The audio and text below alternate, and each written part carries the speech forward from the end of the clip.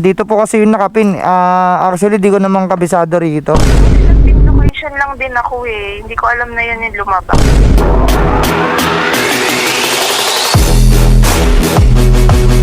Alright, good afternoon sa inyo mga katulala, no? Biyahe pala tayo papuntang Antipolo. Yun, sa dulo ng Marikina. Hindi dito sa Antipolo Church, medyo malayo-layo na yun eh. Tama na natin tong Antipolo, tapos kuha tayong book sa Lalamove. Sana mayroong booking doon kasi lagi ako nakakapag-deliver doon, talagang bibihira. Bibihira talaga booking doon. Ano nangyari dito? Minto. Ngayon, so ayaw mo na yun. Na natin pasinin yung gano'n, wag na tayo makipagtalo. So yun, natin nakagad natin ito mga katulala. Let's go! Ayun o, medyo malapit-lapit na tayo mga katulala, no? Na-traffic lang tayo sa may bandang Cubao. Alam nyo naman na laging traffic naman doon, as always, anytime. Laging traffic doon. Sinuyod natin hanggang makarating tayo rito. 20 km to from Manila.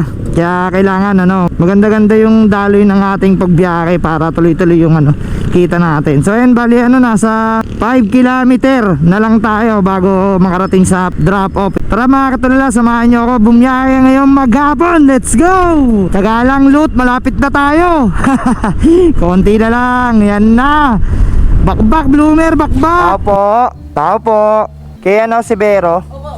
Deliver po ng mating ng D-Max. Mating? Apo, ng D-Max. Sige, okay na boss. Okay po, 3,040 sir. Okay na yan. Ay, okay na to? Ayaw mo yata? Sir, salamat sir. Thank you po, God bless po. Pato, no? Apo. Agang Christmas to sir Thank you. Salamat din po. Ayos, ang solid. May tip pa tayong 60 pesos. Yun maraming salamat. Medyo maganda yung tanawin talaga rito, no? Tignan nyo naman, no? Grabe, napaka peaceful. Solid talaga. Hanap tayo magandang pwesto, tapos kuha na tayo ng book sa Lalamove. Ay, ito maganda dito. Ayun, ang ganda ng tanawin, grabe. Kaso no parking along this side. No parking siya. Pero maganda rito tumambay, no? Grabe, ang ganda ng tanawin. Gilid muna tayo. Yung feeling na naghanap buhay ka pero para ka lang din namamasyal, no? Tanaw na tanaw ko yung dito, papuntang Abad Santos. Napaka-solid talaga kapag naghahanap buhay ka. Tapos ini-enjoy mo lang, no? Kaya kayo mga katulala, no? Enjoy nyo lang yung paghahanap buhay nyo kasi napakasarap talaga maghahanap buhay. Napaka-peaceful ng lugar nila dito. Grabe, ang tahimik. So ayun, bali nakakuha na pala tayong booking papuntang Quezon City. Tawagan muna natin ito mga katulala. So ayun mga katulala, no? Bali hindi natin siya makontakt. So bali puntahan na lang natin. Tinext na rin naman natin, tsaka may nakanote. Tela lang daw, konti lang. So ayun, puntahan na natin. Sana talaga konti lang yon kasi kung magkataon baka i-cancel natin o kaya hindi tayo makapagsabay, no? Ng isang booking kasi medyo may kalayuan to papunta ng Quezon City. So mas better kung may kasabay, 'di ba? Para mas malaki yung natin. Makuha nating shipping sa isang biyahe lang. Sa sir? F. Diaz. Woodland. Kabilan na sa labas ng Gisang Woodland. Labas lang. Diretso lang po yun na. Tapakyat. Okay, sige, salamat. Bali dito kasi nakapin mga katulala sa loob ng subdivision nila, no. Kaya lang hindi daw pala dito, sa labas lang. Yung isa sa mga problema, no, sa apps ng ating ginagamit kasi hindi siya masyado accurate. Lalo na kapag nasa loob ng subdivision, tapos nagkakaiwalay siya minsan. Ito yung divider niya, yung pinakapader nasa labas pala. Minsan naman pag sa labas ka pumunta, nasa loob pala ng subdivision. So ganun pa, mapuntahan na natin dyan lang sa kabila. Yan, nandito na tayo. Ayan, Yellow Gate. Ito. Ay, apa. Dito pala. Sa gilid nga lang, pero nasa loob siya ng subdivision no? Oo nga, no, ayan yung address. Ayan lang sir. Ba't ganun po hindi accurate? Ba't dun po sa loob ng Sa kami gate doon? Oo, dun nakapin Baka likod kasi ito okay. Sino po magbabayad nito sir? Doon. Yun, nakakuha agad tayo ng panibagong booking mga katulala. Tawagan na natin to. Hello po. Opo, sa Lalamove po ito. Ano pong pipikaping item? Ano lang po yung breast pump? Okay po, sige po. Puntahan ko na po. Okay po, sige po. Sige po, salamat po ma'am. So yun mga katulala, bali ito. Meron tayong dalang maliit na tela lang, tapos isang ayun, pipikapin natin ngayon. So bali puntahan na kagad natin para dalawa na yung drop natin mga katulala. Parehas Quezon City lang to parehas along the way lang yan, no? Kaya hindi masamang isabayan. Puntahan na kagad natin. Grabe. Kung saan tayo nakakarating, dig pa natin nag road trip. Para tayo nag rides kasama yung mga tropa natin, no? Yung mga rides na drawing, ako nakagtutupad mag-isa. Kasi di kami matuloy-tuloy, puro busy kami sa paghahanap buhay. Pero okay lang yun, at least kahit pa paano nakakapag-banding naman kami minsan, no? Ayun, grabe, solid ride talaga tayo for today's video, mga katulala, no? Solid. Grabe, ang tarik. Yari tayo rito. Grabe, ang tarik, ang tulin na natin kahit nakapreno na tayo. Grabe, ang ganda ng tanawin dito. Solid. Yun, tignan nyo naman, pwede pala tayo magbangking dito, no?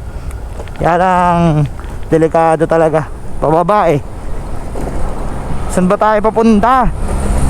Sabi ko maghahanap buhay lang ako, di ko sinabing magra-rides ako bigla. Yun, grabe, mag-overshoot ka talaga kapag di ka marunong mag-adjust dito. Yun, bali makakatulala, bali malapit na tayo, medyo malayo-layo na yung napunta natin dito sa Calabarzon. Pero okay lang yan, ang importante nakapag-enjoy naman tayo, tas kumita pa tayo, di ba? So yun, punta na kagad natin yung pick up natin, mga katulala. Let's go! Naglagay po ako ng sa Block 47 Lot 9 po. So hindi dito sa may tindahan? Hindi po pa, sa Block 47 Lot 9. Kung sakaling nandito ako sa tindahan, nasa right side ko yung tindahan, ma'am, diretso lang po ba ako, tas kaliwa or kanan? Anong tindahan po yun? Sa main highway po ba? Hindi po, nasa loob na po ako Hindi pa po 47 po kami. Dito po kasi yung nakapin. Actually, di ko naman kabisado rito. Kasi nag-pin location lang din ako Hindi ko alam na yun yung lumabas. Okay. Pero tignan nyo, ma'am, kung sa apps nyo ng Lalamove, kung yung pin location nyo is malapit lang dito.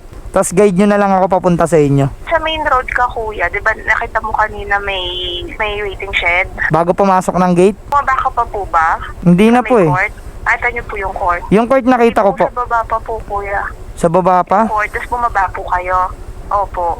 Hindi po kumanan ako sa may gilid ng court Opo, yun nga po. Dapat sa may court, tapos kakanan po kayo pababa. Bababa pa ako? Opo. Sige, wait lang Tapos may makikita kayo. Okay po. Ano pa yung makikita ko? Pagbaba niyo po dun sa diba sa may pakanan sa pa-court, baba po yun. Tapos diretsuhin niyo lang po, may makikita kayo ulit na waiting shed po, tapos kanan po kayo ulit. Sige po. Dito ba yung sinasabi ng customer na pababa? Dito tayo galing kanina Ito ba yun? Gilid muna tayo. Kayo po yun, ma'am, Lalamove. Muntik na ako mahirapan Mami, di ba pumunta sa inyo? Tinuro ko na. Yung alin? Yung kaninang tinanungan ko. Apo. Kayo na po magbabayad. Sige po. Sobrang 10 pesos. Thank you po. So ayun, mga katulala, bali na-pick up na natin parehas yung item. At least kahit pa paano nakuha na natin. So bali ang gawin natin, mga katulala, bakbakin na kagad natin to papunta ng Quezon City.